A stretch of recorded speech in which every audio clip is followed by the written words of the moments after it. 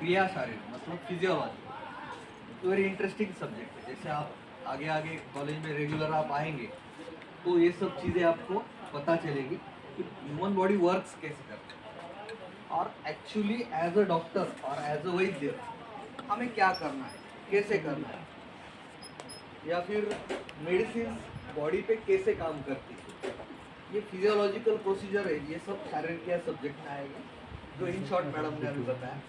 But आज मैं जो टॉपिक ये प्रेजेंट करने वाला हूँ, तो कोई भी मेडिकल कॉलेज, आयुर्वेद कॉलेज या फिर कोई भी इंस्टीट्यूट इस तरह से रन होता है, उसकी क्या पॉलिसी होती है। ऐसा कभी भी नहीं होगा कि एक व्यक्ति के लिए कुछ और पॉलिसी, दूसरे के लिए कोई और पॉलिसी, ऐसा नहीं होगा। एक नियम रहेगी, एक नीति नियम, इन द्वारा ही कोई भी सिस्टम और कॉलेज चलेगा। तो आज हम ये जो टॉपिक देखने जा रहे हैं, institutional officials and their role in the hierarchy. तो कौन कौन ऑफिशियल्स होते हैं, उनके क्या रोल्स होते हैं। हमें हमेशा कोई डांटने वाला टीचर हमेशा बुरा लगता है, और जो ना डांटे या फिर ना सिखाए तो भी चलेगा, पर ना डांटने वाला हमें अच्छा लगता है। एम आई राइट? ये थोड़ी सी हमारी क्या साइकोलॉजी उस तरह की डेवलप हो गई होती है। बहुत बार हम यहाँ पर आने से पहले कुछ और सोच के आए कि मेडिकल कॉलेज है, या फिर कई बार हम कोई मूवीज में या सीरियल्स में देख लेते हैं, ऐसा फ्रीडम मिलेगा, ये मिलेगा, वो मिलेगा। मगर ऐसा ऐसी फ्रीडम से हमारी प्रोग्रेस नहीं होती, क्योंकि हम वो व्यक्ति है जो लाइव इंसान पे खेलने वाले हैं। गाड़ी अगर खराब हो गई, गाड़ी का इंजन आप बदल सकते हो, इंसान के बारे में ऐसा नहीं होगा। हार्ट आप बदल पाओगे? हालांकि अभी बहुत सी सिस्टम आ गए, बट उसका सक्सेस रेशो बहुत कम है। इसीलिए कुछ सिस्टम्स बनाने पड़ते हैं, और कुछ सिस्टम की तरह ही कॉलेजेस रन होती है। सो फर्स्ट नोट, तो ये सिस्टम कैसे चलती है, ये हम इन शॉर्ट देखेंगे। सबसे ऊपर मतलब जो प्रधान कहेंगे वो कॉलेज के होते हैं ट्रस्टी। उसके बाद अगर कोई है तो है प्रिंसिपल और मेडिकल सुपरिटेंडेंट। बहुत बहुत सी जगह पर ये दोनों पोस्ट एक ही व्यक्ति संभालते हैं। नेक्स्ट उसके अंडर प्रिंसिपल सर के अंडर या फिर मेडिकल सुपरिटेंडेंट, इनके अंडर कॉलेज एंड हॉस्पिटल, ये दोनों भी फैकल्टीज उसमें आती है। कॉलेज तो आपने देख लिया है, नो योर कैंपस के अंतर्गत आपने कॉलेज देख लिया होगा। हॉस्पिटल में गए कभी? हॉस्पिटल भी देखा है, मतलब आपको प्राइमरी ये कैंपस पूरा पता चल गया। अगर कॉलेज है तो कॉलेज में कौन कौन से लोग हैं और उनके क्या क्या वर्क है, हम शॉर्टली देखेंगे। कॉलेज में हर एक डिपार्टमेंट आएगा, उसमें एक head of the department, HOD. उसके बाद library, admission department, account, other staff में पैरामेडिकल स्टाफ आएगा, प्यून्स आएंगे, हर एक डिपार्टमेंट के जो हेल्पर्स है वो सब इसमें आ सकते हैं। उसके बाद एचओडीज के अंडर सभी फैकल्टी, मतलब assistant professor, associate professor, and if any extra professor will be there, then it will also comes under the head of department. उसके बाद हॉस्पिटल, हॉस्पिटल में सबसे इम्पोर्टेंट तो मेडिकल सुपरिटेंडेंट जो है वो हॉस्पिटल के बॉस रहेंगे, इन शॉर्ट। उसके बाद अगर कोई है तो deputy medical superintendent, doctor Shaheen Pathan madam यहाँ पर DYMS पोस्ट पे, शायद उनका एक लेक्चर यहाँ हो चुका है वो। और उनके अंडर सभी कंसल्टेंट, सभी डिपार्टमेंट के, काय चिकित्सा, स्त्री रोग, बाल रोग, इसे कौमार मुद्दे बोलते हैं, या फिर ऐसे सभी डिपार्टमेंट है, उनके consultant, medical officer, nursing staff and other staff. Other staff में क्या, ओटी असिस्टेंट, ऑपरेशन, ओटी मतलब ऑपरेशन थिएटर, उसमें असिस्टेंट मतलब जो सर्जन है उसको हेल्प करने वाले लोग, या फिर मेट्रॉन हो गई, गायनेकोलॉजिकल कोई है तो स्त्री रोग डिपार्टमेंट में हेल्प करने वाली कोई, जो भी उसके असिस्टेंट है, वो सब अदर स्टाफ में आ जाएगा। Next please. हमारे रिस्पेक्टेड ट्रस्टी सर, जिनका शायद पहले दिन ही आपका इंट्रोडक्टरी लेक्चर हो चुका है, मिस्टर संजय ठक्कर सर। वो क्या क्या उनका, ये तो हमारे इंस्टीट्यूट का हो गया, पर कोई भी ट्रस्टी अगर है तो उसका एक इंस्टीट्यूट में क्या रोल होता है। तो सबसे पहले मैनेजमेंट ऑफ इंस्टीट्यूट में प्लानिंग। अगर किसी को भी ट्रस्ट खड़ी करनी है तो सबसे पहले कॉलेज के लिए कितनी जगह चाहिए, हॉस्पिटल के लिए कितनी जगह चाहिए, उसमें किस तरह के रूम्स होने चाहिए, किस तरह की सुविधाएं होनी चाहिए, इन सब का प्लानिंग, उन उन जो प्लानिंग्स है उनको मंजूरी, गवर्नमेंट की मंजूरी जो बहुत इम्पोर्टेंट है, उसकी प्लानिंग, और उसके बाद कंस्ट्रक्शन, उसके बाद सभी डेवलपमेंट, सिक्योरिटी, ये सभी नॉर्म्स को फॉलो करना और उसकी प्लानिंग करना। सेकंड है ऑर्गेनाइजिंग। ऑर्गेनाइजिंग मतलब क्या, समझ लो हर एक चीज़ है उसका एक सही तरह से अरेंजमेंट करना। फॉर एग्जाम्पल ये अभी इतना बड़ा हॉल है, समझ लो इसमें अगर एक फ्लैट लेन में सभी चेयर्स अगर डाल देंगे तो आई डोंट थिंक कि लास्ट वाला बच्चा मुझे देख भी नहीं सकेगा। As per as sound is concern, तो यहाँ पर साउंड की सिस्टम अच्छी होनी चाहिए, वेंटिलेशन अच्छा होना चाहिए, ठीक है। तो इसका ऑर्गेनाइजेशन, स्टाफिंग, स्टाफ पैटर्न, अगर कोई इंस्टीट्यूट हमें चलाना है तो what is required and necessary staff, ये क्या है ये हमें पता होना चाहिए, और उस तरह की जो रिक्वायरमेंट है वो ट्रस्टी द्वारा फुलफिल की जाती है। डायरेक्टिंग, हर एक व्यक्ति को उसका रोल समझाना, हर एक व्यक्ति।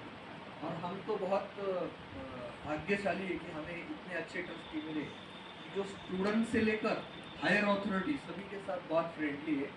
और मेरे तो अभी तक इतना फ्रेंडली व्यक्ति जो हमें इतने अच्छी तरह से मार्गदर्शन करे ये अभी तक तो नहीं देखा। तो इतने अच्छी है, हमें बहुत सौभाग्यशाली है इस बारे में। So next is coordinating. Coordinating मतलब एक दूसरे का रोल समझाना और उन दोनों के कोऑर्डिनेशन से कोई भी वर्क प्रोग्रेस करना। फॉर एग्जांपल अगर आपको कोई रूरल जगह पे जाकर मेडिकल कैंप लेना है तो एक व्यक्ति जाकर ले सकता है क्या? नहीं, एक ग्रुप जाएगा। एक ग्रुप में एक फिजिशियन रहेगा, 2-4 लोग उस रूरल एरिया में जाकर एडवर्टाइजमेंट करेंगे, बताएंगे उनको कि आज इतने टाइम से इतने टाइम तक हमारा मेडिकल कैंप चलने वाला है। 2-3 लोग डिस्पेंसिंग मेडिसिन देने की जिम्मेदारियां लेंगे, 2-3 लोग कोई प्राइमरी काम कर सकते हैं जैसे सिर्फ ब्लड प्रेशर मेजरमेंट करना, स्टेथोस्कोप लेकर हार्ट बीट चेक कर लेना, या रेस्पिरेटरी सिस्टम से कोई अगर डिफिकल्टी है तो वो चेक करना। इस तरह का कोऑर्डिनेशन से कोई भी काम करना पड़ेगा। इन अदर वे अगर कॉलेज के माध्यम से अगर मुझे कोऑर्डिनेशन समझाना है तो एक डिपार्टमेंट है, उसके पास एक सब्जेक्ट है और उसके सब टाइप भी हो सकते हैं, पर वो एक सब्जेक्ट में कौन सा व्यक्ति क्या अच्छा सिखा सकता है उस तरह से कोऑर्डिनेट करके हमें वो सब्जेक्ट पूरा करना पड़ता है। फॉर एग्जांपल समझ लो मैं बेसिक प्रिंसिपल या फिर संहिता अध्ययन ये सब्जेक्ट के लिए हूँ, तो हमारे यहाँ पर 3-4 लोग हैं, हम एक ही सब्जेक्ट सिखाएंगे, उसके सब सेक्शन से कुछ वो हम सब मिल के उसे सिखाएंगे विथ कोऑर्डिनेशन, ठीक है। तो ये कोऑर्डिनेशन का हो गया।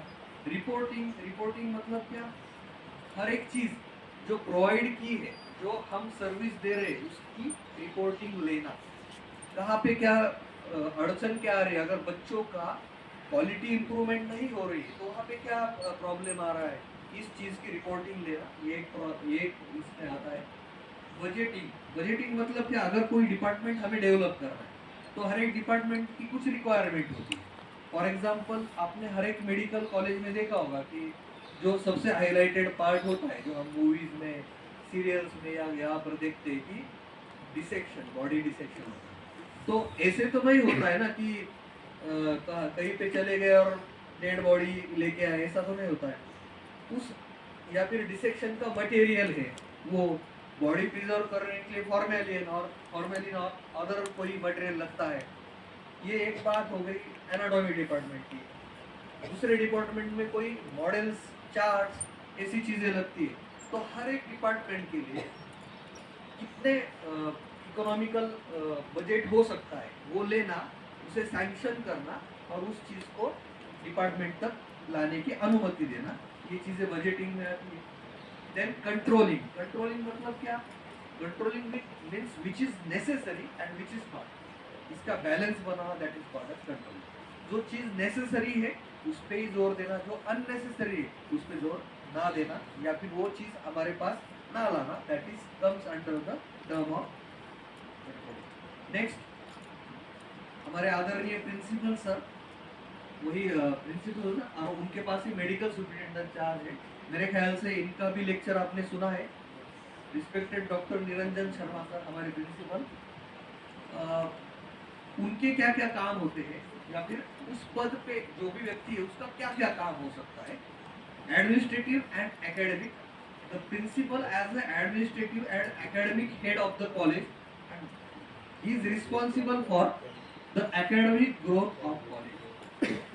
तो उनको ये ओवर रिव्यू लेना पड़ता है कि कई बच्चे अभी नए आए, फर्स्ट डे तो ठीक है, आपको हम समझ सकते हैं कि कुछ पता नहीं होगा, पर at the end of 3 month also आपकी यही कंडीशन है, then he must have to look for the matter कि कहाँ गड़बड़ हो रही है, बच्चे आ क्यों नहीं रहे हैं, या फिर कहीं समझने में कोई गड़बड़ हो रही है। कई बच्चों का गुजराती मीडियम होता है, so they can not understand English properly sometime, तो किसी का और कुछ प्रॉब्लम हो सकता है। कई बार कुछ बच्चे थोड़े डिप्रेशन में होते हैं, किसी का एक आधा मार्क्स से एमबीबीएस चला गया है, किसी को ये कोर्स में इंटरेस्ट नहीं होता है, एन नंबर ऑफ फैक्टर, किसी का फैमिली इशू हो सकता है, किसी का खुद का हेल्थ इशू हो सकता है। बट इन सब चीज़ों से मिलकर भी तो अगर कोई जो प्रोग्रेस होनी चाहिए एजुकेशनल, वो क्यों नहीं हो रही, उस पर प्रिंसिपल सर को ध्यान देना पड़ता है। Monitoring and conducting academic activities of the institute under the guidance of management. Monitor करना और प्रोवोक करना, लोगों को काम करने के लिए मोटिवेट करना, ये सबसे बड़ा जो काम है वो हाईएस्ट अथॉरिटी भी जो प्रिंसिपल पोस्ट पे सर है उनको करना पड़ता है। एंड वी आर वेरी क्या बोल सकते हैं हम, सौभाग्यशाली कि हमारे इस कॉलेज में ये दोनों चीज़ें बहुत बखूबी निभाई जाती है और बहुत सक्सेसफुली हम आगे गए हैं बहुत कम time. So you are very lucky to have here. Next please. Implementation of the institute academic calendar and time table. Time table बनाना ये भी जितना आसान है, इतना दिखता है उतने आसान चीज़ नहीं। मैं अभी आपके एग्जाम का पैटर्न इन शॉर्ट बता दूँ तो आपके 15-15 मार्क के 3 पीरियोडिकल असेसमेंट टेस्ट होते हैं, उसके बाद टर्म टेस्ट आते हैं, फिर पीरियोडिकल असेसमेंट, मतलब टर्म टेस्ट के अंदर वाइवा एग्जाम और आपने थ्योरी एग्जाम, ऐसा पैटर्न होता है। तो मुझे इसमें ये बताना है कि आपकी नंबर ऑफ एग्जाम्स बढ़ाए गए हैं और उस एग्जाम्स के मार्क कम है, ओनली 15 मार्क्स के पीरियोडिकल असेसमेंट टेस्ट। पर ये उन्होंने क्यों डिजाइन किए, इनसे ऐसे में क्यों डिजाइन किए, क्योंकि with in a certain limited time आपका आपके नॉलेज के प्रति एनालिसिस टीचर को और हेड ऑफ द इंस्टीट्यूट इन दोनों को भी हो जाए, इसलिए एग्जाम अरेंज किए गए। इसी तरह की टेक्निक हम हर बार, मतलब जब से कॉलेज चालू है, हम वहाँ पे यूज करते हैं। Admission of the student and maintenance of discipline in the college, ये भी बहुत इंपॉर्टेंट है। एडमिशन कर लेना, admission process should be smooth. हर एक काम के लिए किसी को भागना नहीं पड़ता है, एक लिस्ट आपको जारी कर दी है, उतनी फुलफिल करो and you are happily admitted in this college, आपकी कभी भी। एंड सेकंड जो है कि maintenance of discipline in the college. अभी हमने मेल जारी कर दिया है, हमने सबको अथॉरिटी दी है कि आपको कोई भी तकलीफ हो किसी भी तरह की, तो आप डायरेक्टली हायर अथॉरिटी से बात कर सकते हैं, थ्रू मेलिंग, थ्रू आप एप्लीकेशन लिख सकते हैं, तो उस तरह से आप हो सकते हैं। जैसे कुछ अनवांटेड चीज़ें होती है जैसे रैगिंग वगैरह, ये चीज़ गारंटेडली हमारे कॉलेज में नहीं होगी, और गलती से अगर ऐसी कोई हो गया तो उसके बारे में बहुत स्ट्रिक्ट एक्शन ली जाएगी। So you must be comfortable that ragging is not allowed in this campus, be assured about it. अगर ऐसा कुछ होता है तो आप ज़रूर हमें इन्फॉर्म करें। उसके आगे है to go round the classroom to ensure that the class work is being conducted effectively, मतलब क्लास में सिखाया जाता है या नहीं, बच्चे ध्यान से सीख रहे हैं या नहीं, and if not then what is the reason. हमेशा दोनों तरह से सोचना पड़ेगा, टीचर अच्छे से सिखाता है या नहीं, या बच्चे ध्यान देते हैं या नहीं, ये दोनों तरह का उनको ध्यान रखना पड़ेगा।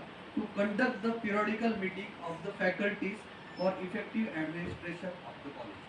रेगुलरली मीटिंग लेना और उसमें जो हम सुधारना कर सकते हैं, वो सुधार हम कर सकते हैं, उसके बारे में गाइडेंस करना. Next, to take institute and faculty feedback and accordingly take the remedial actions.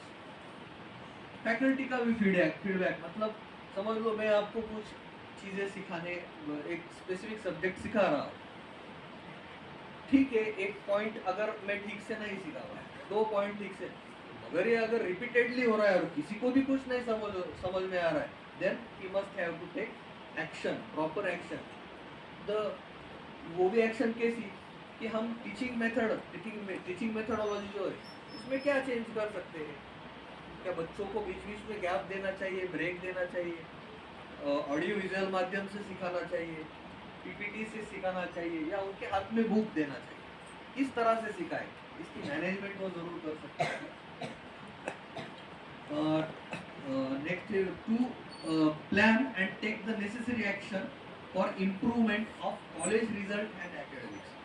College का रिजल्ट अच्छा आने के लिए हम क्या क्या कर सकते हैं, मतलब एक टास्क देना, जैसे आपको पता होगा या नहीं, पर आपको कुछ श्लोक याद करने पड़ेंगे, हर एक सब्जेक्ट में श्लोक, तो उसमें एक टास्क देना जिसके ज़्यादा श्लोक आएंगे उसे कुछ हम गिफ्ट दे देते. छोटी छोटी क्विज कंपटीशन हम अरेंज करते, बहुत से कल्चरल प्रोग्राम में हम डिबेट अरेंज करते गिफ्ट, तो उसमें जो जीतता है उसे कुछ प्राइज मिलता है. इस तरह के हम बच्चों को, स्टूडेंट्स को मोटिवेट करते. Managing the college library, computer rooms, laboratories etcetera, इन सभी चीज़ों की मैनेजमेंट करना, मतलब सभी चीज़ें वहाँ पर अवेलेबल है या नहीं, ये हमें देखना पड़ता है. Next, administering and supervising curricular, को करिकुलर, एक्स्ट्रा करिकुलर एक्टिविटी. अभी जो आपका सिलेबस है, देखिए एक बात हमेशा ध्यान में रखना, जो आपको क्वेश्चन आएंगे फाइनल के पेपर में वो अकॉर्डिंग टू योर सिलेबस है. तो वाइल टीचिंग और एंड लर्निंग आपकी सभी पॉइंट कवर हो रहे हैं क्या, ये आपको भी ध्यान देना पड़ेगा और टीचर को भी ध्यान पड़ेगा, और उस पर ऑब्जर्वेशन सर को करना पड़ेगा. उसके आगे एक्स्ट्रा करिकुलर एक्टिविटी, जैसे मैंने अभी बोला कि डिबेट कंपटीशन है, कोई नेशनल लेवल पर कोई ऐसे कंपटीशन होगा, then you are representative of this particular college on national level. कोई कभी आप कहीं स्पोर्ट कंपटीशन में जाते हैं, जैसे पिछली बार हमारे स्टूडेंट ने 3 silver trophies Gujarat Ayurveda university के माध्यम से जो भी स्पर्धा हुई थी उसमें 3 सिल्वर ट्रॉफीज हमें प्राप्त हुई. वैसे आप अगर कहीं स्पोर्ट्स के लिए जाते हैं तो उस बारे में आपके क्या गाइडलाइंस होंगे, आपसे क्या एक्सपेक्टेड होंगे, और आपको इंस्टीट्यूट से क्या एक्सपेक्टेशन होगा, ये इनको देखना, ये एक वर्क इसमें आता है. Appointments of head of the department, faculty, non teaching staff and other post identified by the board of governing body from time to time. मतलब इन सभी लोगों की अपॉइंटमेंट करते हुए ये गुजरात आयुर्वेद बोर्ड के जो क्राइटेरिया है उसमें फिट है या नहीं, इसको एनालाइज करना. Conduct of college and university examination except, college की जो रूटीन एग्जामिनेशन है उसको कंडक्ट करना. Assessing teachers and maintenance of personal files etcetera, teacher का रेगुलर असेसमेंट. फॉर एग्जांपल जैसे बच्चों में कोई एक्स्ट्रा करिकुलर एक्टिविटी करने का एक गुण होता है, जैसे टीचर में भी होता है कि for example the teacher who is good in communication, he can be used as a advertisement of college और particular hospital. तो गाँव में जाकर अच्छी तरह से लोगों को हमारे कॉलेज या हमारे हॉस्पिटल है उसके बारे में समझा पाएगा, तो उस व्यक्ति को हम उस काम पे भी लगा सकते हैं, है ना. इस तरह की जो मैनेजमेंट करना ये उनका काम है. Next, to sanction the leave of the staff as per the norms, to monitor and update the institute website with complete information about the institute. अभी इस प्रोसेस से शायद आप आए होंगे, आपने यहाँ एडमिशन लेने से पहले वेबसाइट पे इंस्टीट्यूशन की इंफॉर्मेशन ली होगी कि क्या है इंस्टीट्यूशन में, आपने फोटोग्राफ देखे होंगे, इंफ्रास्ट्रक्चर देखा होगा, शायद कोई वीडियो वगैरह होगा वो आपने चला कर देखा होगा, उनके फोटोग्राफ देखे होंगे, अचीवमेंट्स क्या है इंस्टीट्यूट की वो आपने देखा होगा, and after that you might have selected this college for admission. To go through the letters found if any in the suggestion box and act on them if required. तो हम feedback आपसे भी लेते हैं. हमें आप भी बहुत इम्पोर्टेंट है क्योंकि आप यहाँ सीखने आए हो. Students are the most important factor for any educational institute. Remember that. उसके बाद हम सब आते हैं, पहले आप. तो आपका फीडबैक हमारे लिए बहुत इम्पोर्टेंट है. तो आपकी जो भी सजेशन है आप डायरेक्टली लिखित फॉर्म में सर को डायरेक्ट दे सकते हैं कि हमें ये और ज़्यादा अपेक्षा इस इंस्टीट्यूट से है. ठीक है. To attach the academic register and diaries maintain by teaching staff. मतलब हम एकेडमिक्स में जो जो काम करते हैं उसकी डायरी मेंटेन करना और उसको ऑब्जर्व करना ये भी काम होता है. Next, to conduct and maintain standard of teaching and research being academic head of the college. तो रिसर्च मतलब क्या, अगर हम टीचिंग लर्निंग मेथड को और ज़्यादा आसान कैसे बना सकते हैं. हम इंस्टीट्यूशनल लेवल पर कोई डिसीज, समझ लो उत्तर गुजरात रीजन में ये कॉलेज आता है, यहाँ पर ऑस्टियोआर्थराइटिस, ये नाम सुना है कभी? Arthritis, joint pain, simple.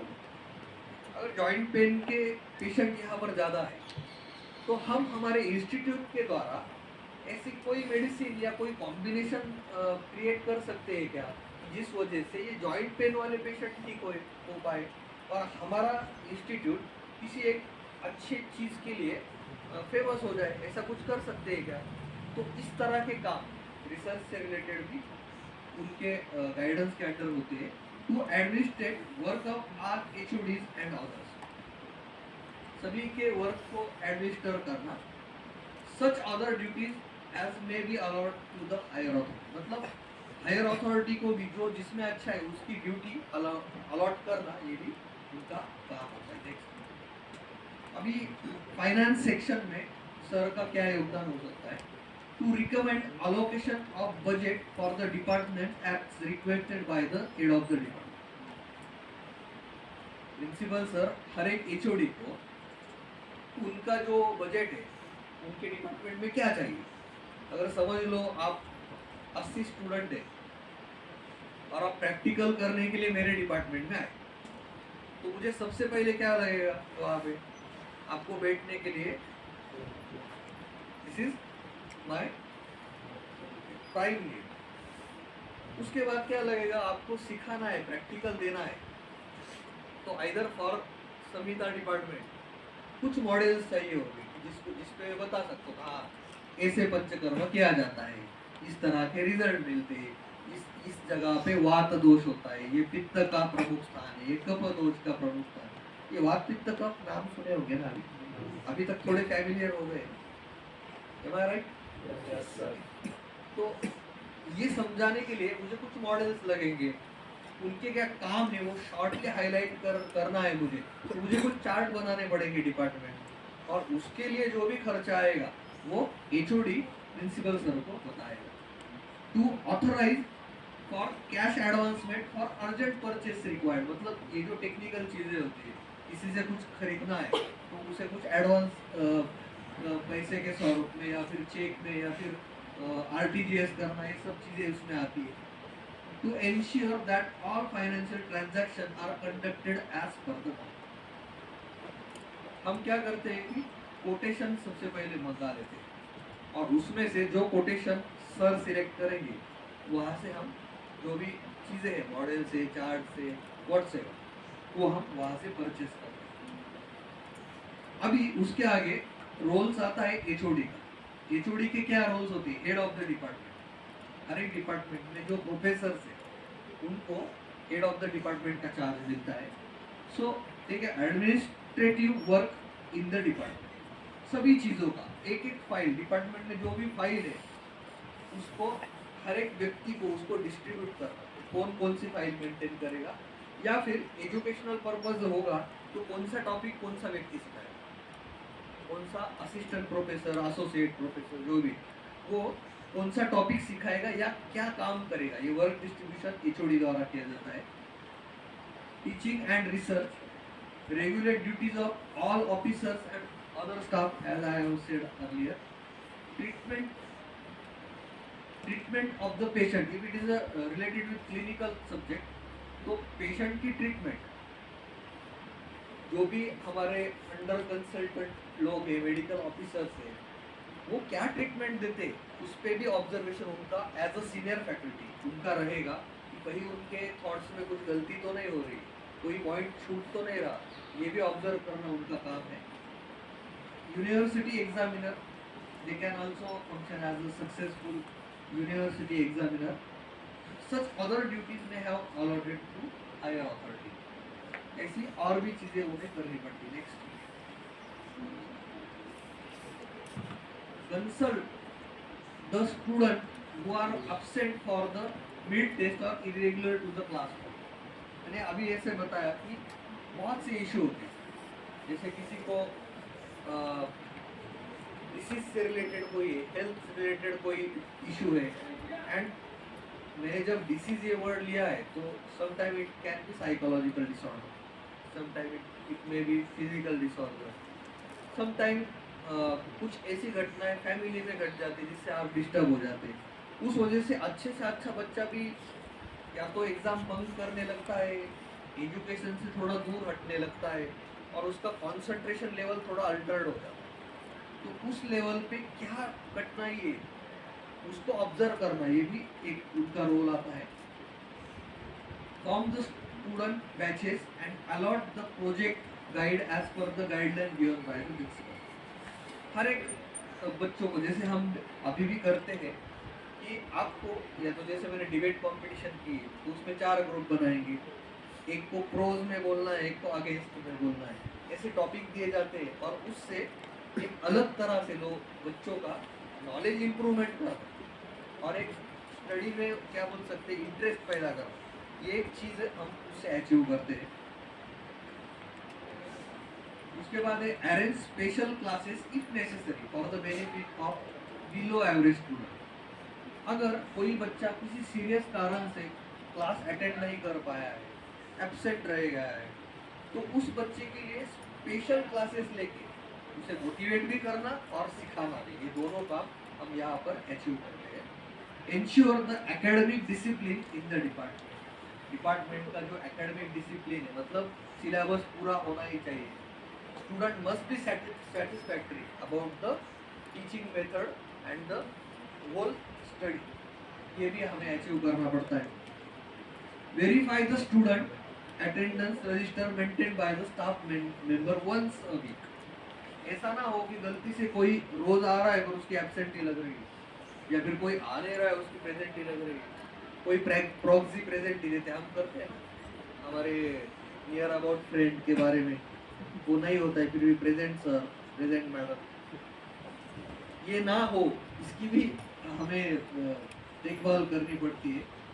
Interact with student of their branch once in a fortnight, identify the problems and find solution in consultation with the principal।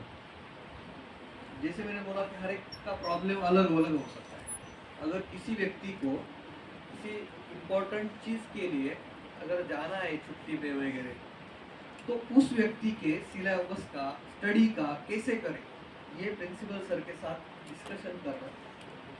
To plan for the semester and academic year in terms of activities, guest lecture, workshop, etc.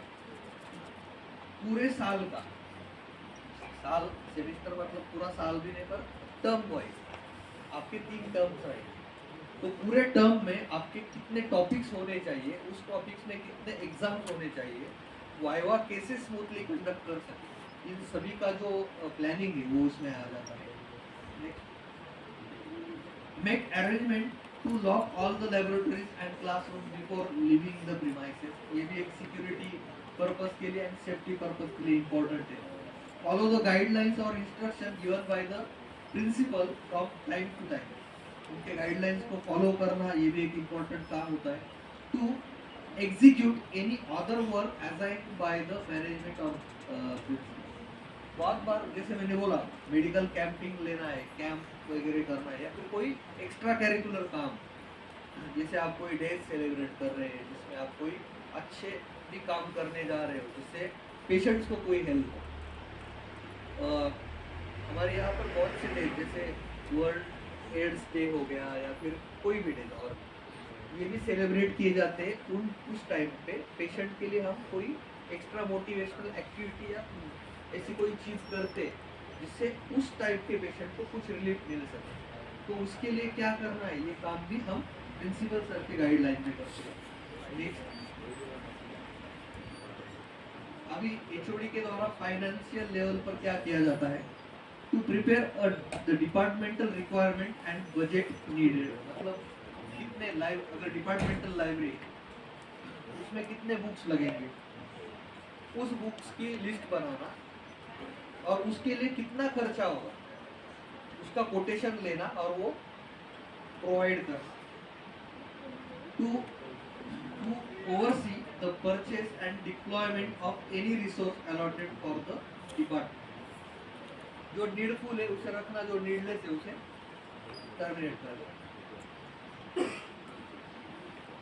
अभी duties and responsibilities of the teaching faculty, teaching faculty की क्या responsibility होती है, the teaching load will be allotted by the HOD after taking into account the faculty members interest.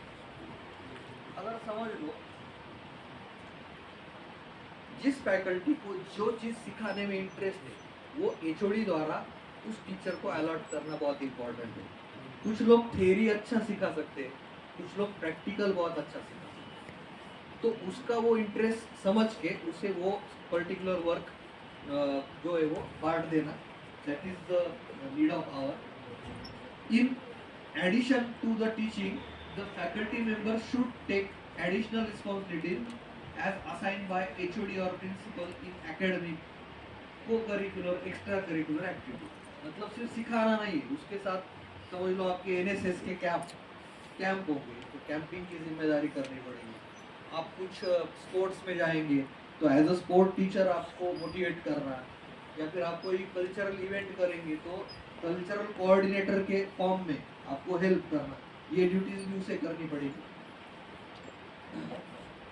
Every faculty member should maintain student attendance record and the absentees roll number should be noted every day in the master attendance register maintained in the department as soon as the classes or laboratory hours are over।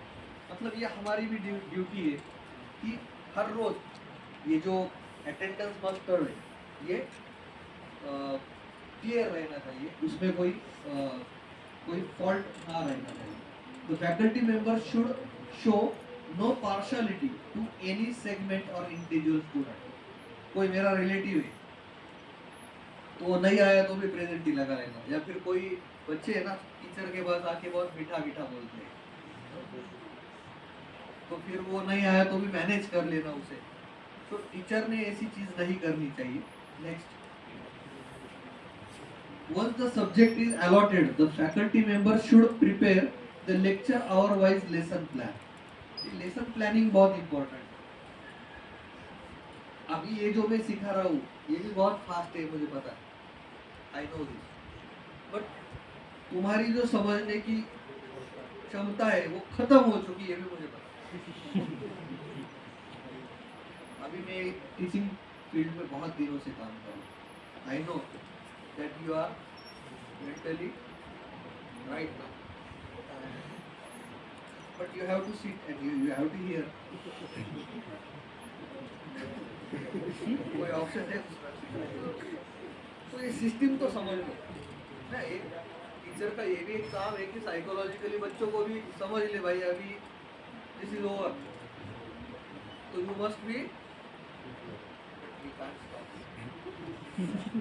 the faculty members should get the lesson plan and course file approved by HOD and principal। अगर कोई faculty member किसी specific चीज में बहुत अच्छा है तो साल भर क्या वो वही सिखाता रहेगा? He must have planning for every lesson। ठीक है, next, The faculty members should refer to more books than textbook and prepare his detailed lecture notes. These lecture notes are his aids. मतलब क्या होता है, अगर मुझे कोई चीज आपको सिखानी है, तो मुझे सिर्फ ये संहिता या फिर जो हमारे बेसिक बुक्स है वही तक मर्यादित नहीं रहना पड़ेगा।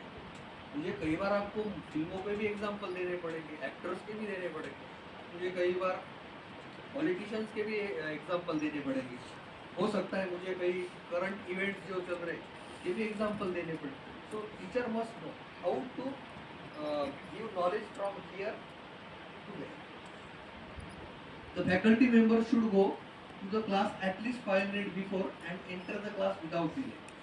ये हमारे डिसिप्लिनरी पैटर्न है कि टाइम पे क्लासेस होना चाहिए। नहीं तो बहुत बार क्या होता है, बहुत से कॉलेजेस में हमने देखा है 15-20 मिनट तक फैकल्टी अंदर नहीं जाती। बहुत से कॉलेज में ऐसे देखे फैकल्टी अंदर स्टूडेंट बाहर।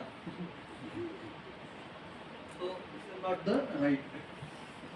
The faculty member should engage the full 60 minutes and should not leave the class. मतलब पूरे टाइम का यूटिलाइज करना ये फैकल्टी की जिम्मेदारी है, पर हमें जो भी टाइम अलॉटेड है ये ऑलरेडी बहुत कम है, क्योंकि आपके एडमिशन प्रोसीजर होते होते 1-2 महीने चले जाते हैं, आपका सिलेबस बहुत ज़्यादा है, इसलिए ये चीज़ तो हमें करनी ही पड़ती है कि 60 मिनट से ज़्यादा लेक्चर लेना ही पड़ता है। आपको ये धीरे धीरे पता चलेगा। But one thing from me next, ये अभी आप ध्यान में रख लेना पूरी तरह से, आपके लेक्चर बोरिंग बिल्कुल नहीं है, ये तो मैं गारंटेड बता रहा हूँ, ठीक है। The faculty members ideally should recapture for the 5 minutes for lesson the last lecture. Last lecture जो है उसे रिकॉल करना ये भी ज़रूरी होता है। आगे का याद पीछे का ब्लैंक ऐसा ना हो जाए, इसलिए वो भी करना पड़ता है। आज हम क्या सीखने वाले वो 2 मिनट्स में उसे बताना चाहिए। 50 मिनट्स तक उसे वही लेक्चर जो है वो अच्छी तरह से जो समझ सके इतने सिंपल लैंग्वेज में देना है। और लास्ट के जो फ्यू मिनट्स है उसमें हम नेक्स्ट लेक्चर में क्या लेंगे ये भी समझाना पड़ता है।